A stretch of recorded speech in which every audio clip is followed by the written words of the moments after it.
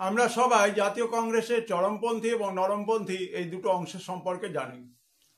এখন নরমপন্থী বা চরমপন্থী বিষয়টা বড় কথা নয়, বড় কথা হচ্ছে যে জাতীয় কংগ্রেসের যে সমস্ত সীমাবদ্ধতা বা নরমপন্থীদের যে ব্যর্থতা, সে বিষয়গুলোকে আমাদের তুলে ধরা দরকার।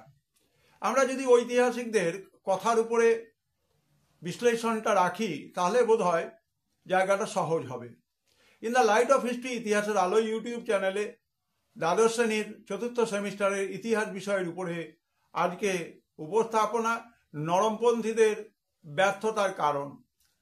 ঐতিহাসিক সুমিত সরকারের বিবরণ থেকে দেখা যায় কোট আনকোট কংগ্রেস কোনো রাজনৈতিক দল ছিল না, কারণ এর স্থায়ী কর্ম পরিষদ ছিল না।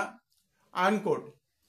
কংগ্রেস কোনো রাজনৈতিক দল ছিল না, এর কোনো কর্ম পরিষদ ছিল না।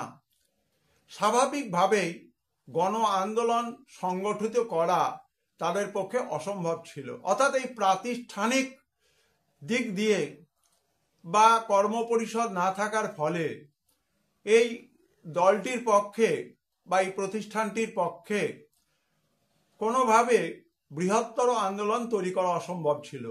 দ্বিতীয় হচ্ছে জনগণের সঙ্গে দুর্বল সংযোগ।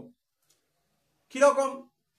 কংগ্রেস সম্পর্কে বলা হয় ব্যানার্জি, বনার্জি এবং লালমোহন ঘোষদের কংগ্রেস। ঠিক একইভাবে লালা লাজপত রায় বলতেন যে কংগ্রেসের আন্দোলন হচ্ছে উপর থেকে চাপিয়ে দেওয়া এবং সাধারণ মানুষের ইচ্ছায় তা সংগঠিত হয়নি।